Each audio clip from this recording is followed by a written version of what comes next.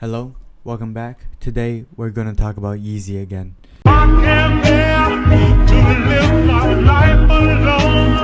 Now, why I say again is because I talked about Yeezy the brand in general before, but now I wanna talk about it again since now Vultures is over, apparently, and now it's Bully era.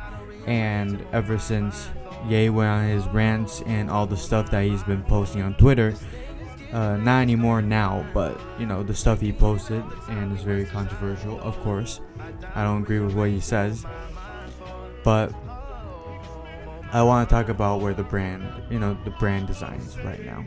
Anyways, I haven't made this sort of content for a while now, ever since last year, August, I think.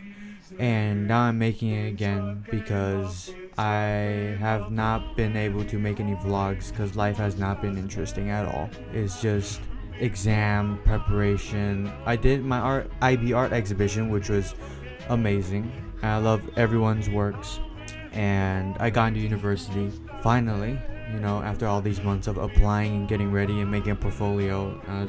It's basically at the end. My senior year is about to end, and I'm going to do my exam. So right now it's just preparation. Anyways, Yeezy.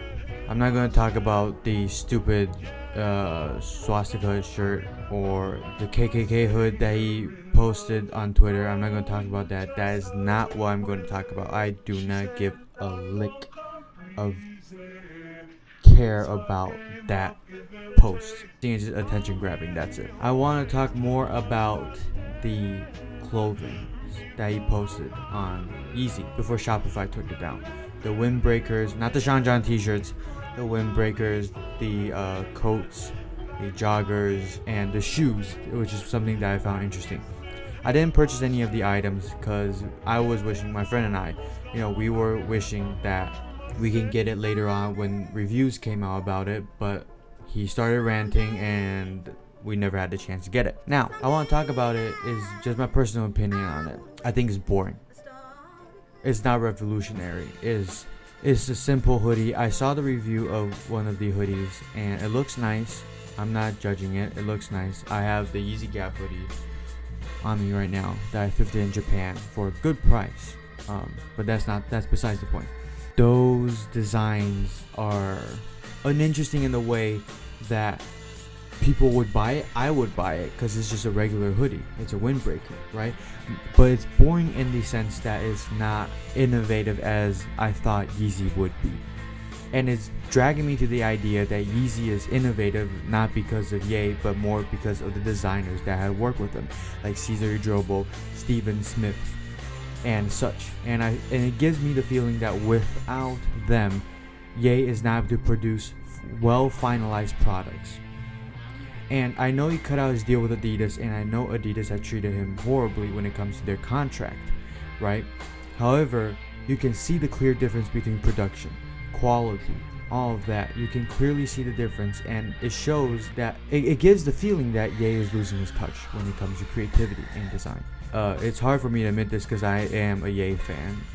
He has been my number one listening artist for the past couple of years now, ever since I got to know him and became a fan of him. Just this drastic change in design is really dragging the image of the brand down. Now, if he ever comes upon this channel and listens to me, he might disagree. But I know he's going through a rebrand right now. As for the brand, not his personality, but the brand is changing, is going to more of the, the mass market needs of, streetwear.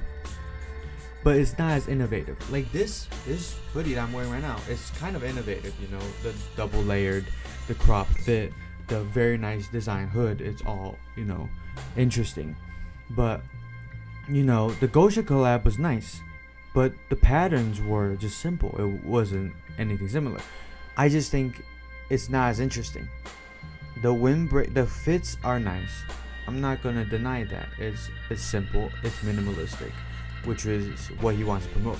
But when you compare it to like Yeezy Season 9 and Yeezy Season 8, even Yeezy Season 1, his debut, his first collection with Adidas, it is truly innovative. It is futuristic, it's minimalistic. You could clearly see the image that he was going for.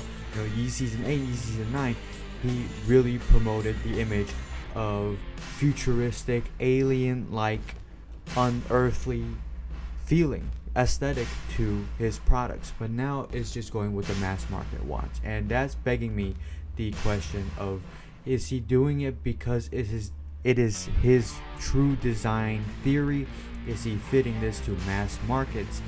Or is he doing it just for the money so that he can fund his further projects? He has money. He has $2.77 billion allegedly. That's his net worth. As a person who's into fashion or just into the arts in general, I hope he spends it to good use when it comes to his, artworks. Although I started off the video saying I'm talking about Yeezy, but I'm also talking about the use of AI, because he was very big on the use of AI to create his drone cities that he wanted to start again, and in his music. Now, I'm not the most professional person when it comes to music. I'm not a music nerd. I love listening to music. I am trying to make my own beats. It's going so steady. Slow and steady wins the race.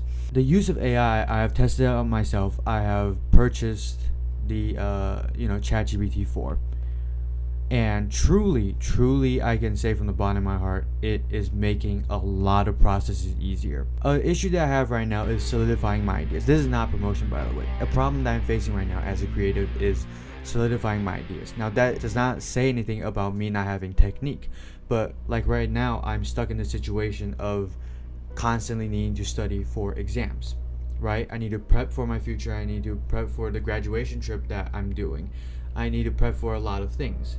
I need to start a bank account for my university. I need to know where to stay. I need to know where to go. All these meetings and stuff is a little bit overwhelming me. And in my free time, I have these impulsive ideas that pop up in my head that I want to sketch out, either when it comes to fashion, when it comes to like architecture, because I am fascinated by architecture, especially minimalist and brutalist, but sometimes I like traditional, like Chinese and Japanese architecture, and Roman architecture as well. Now, I have all these sketches, but they're not perfect. They're just simple, line drawings on paper in class when I get bored, right?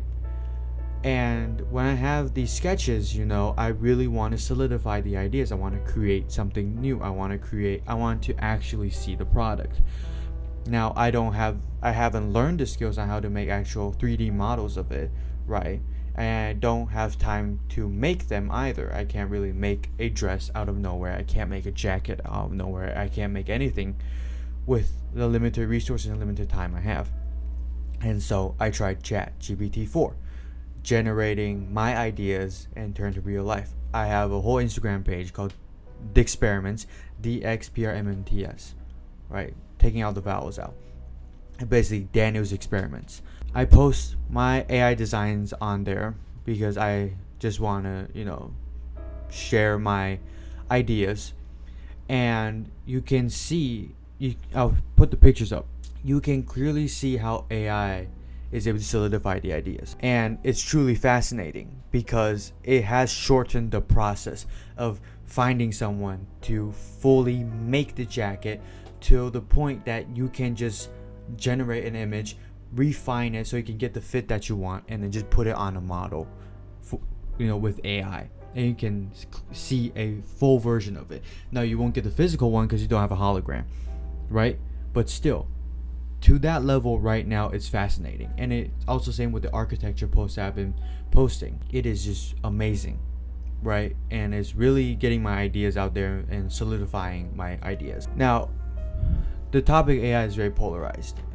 Right now is at the stage of either completely use it or completely not. It's slowly becoming more tolerable because we can't escape the fact that AI is going to be a part of our daily lives. And it's going to take away a lot of jobs. That part you can't deny. You can't be ignorant about that fact because AI is just very useful. Now, does it have its flaws? Yes, but you can't take away the fact that it's very helpful. And you can see the use of AI in fashion right now. I forgot which brand is using it, but I'm seeing like a couple brands using AI to, to refine the designs before they send to final production because it makes it much cheaper. Even car companies are doing it now. And all I want to say is you can't escape AI, and since we have to accept it, rather use it correctly, because your ideas are still yours. At this stage, AI can't create something based off its own intuition and ideas because it doesn't have it. You're still giving it commands on what you want and the requirements, right? Every time you want to generate something, it asks you questions: how you want it fit, how do you want it to look, the shapes, the aesthetics, all of that, right? All the elements that it requires to generate the image, because the idea is still yours, the concept is still yours. You don't need amazing skill, but you just need the foundation idea, and you build upon it. But that doesn't give you an excuse to be lazy. You still have to work on the ideas, because at the end of the day, it's what do the consumers want. So you have to look at your own ideas, and you have to look at what the consumers want, and you have to say, okay, how do I perfect and make my product even better than other people?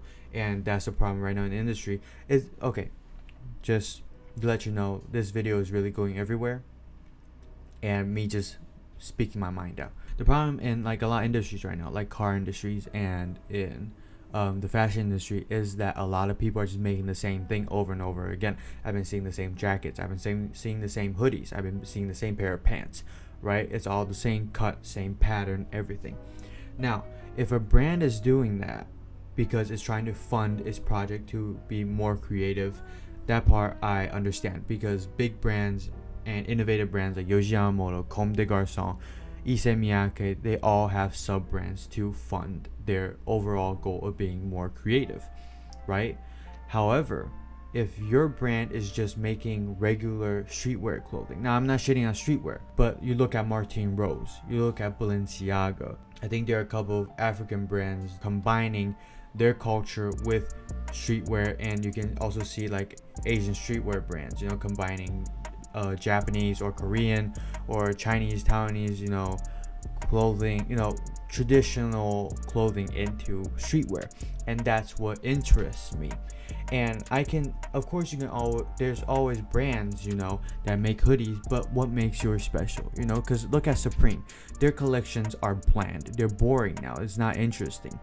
Not saying that if you wear Supreme, you don't have taste. That is not what I'm saying. It's not saying that you're not creative, because it might be your style, right? However, I'm just thinking that, now with AI, you got so much more potential, and you have a higher budget to create something, because you don't need to worry about budget control. You don't need to worry about, money I need to spend on fabrics, money I spend on patterns, it can just give it to you. So rather than making the same thing over and over again, try to be a little more creative, try to be a little more innovative. That's why there are people that work as creative directors that don't know how to sew clothes, like Virgil Abloh. He doesn't sew the clothes himself, he has a whole team, but his role as a creative director. Same thing for Pharrell, because people want them for their ideas, not for their skills. And that's when your ideas come to the table and it's useful. That's what you have to offer now, basically. Be more creative. Don't worry about what other people say about your work, because at the end of the day, nobody really gives a damn about you. They'll go on with their day, and their comments don't matter. So if they're giving you genuine advice, that you have to listen, because that's what makes you better. But if there's people that are complaining about you, but they're not giving you a why, don't listen to them, because they don't matter in your life. Those comments don't matter in your life. Listen to your own intuition. Keep your style. Be brave to to create what you want. Do not listen to them. Just follow your ideas and accept the trend that's going on right now and explore new things, basically. I hope you enjoyed the video, because recently I don't have time to make all these vlogs, so what I'm going to do is I'm just going to make these talks that I have of just my impulsive ideas, and I'm just going to edit them and post them. So yeah, anyways, have a nice day.